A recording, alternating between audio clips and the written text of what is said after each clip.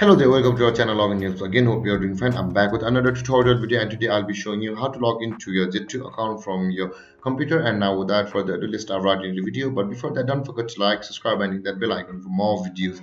Okay, first on your computer, open your preferred browser. As I have already opened the Google Chrome, you can see. And on the search bar, click over there and type in jet2.com like this. And hit enter. You can search for Jet2 login in Google like this. Both ways you will be landing on the same page. You can see the jet2.com over here. Click on there, and now to log into your Jet2 account, you can see the manage my booking or checking online check-in at travel essential button over here. Click over there, and now to log into your Jet2 account, simply enter your email over here and password over here, and then you can see the login option available over here. Click there to log in into your Jet2 account.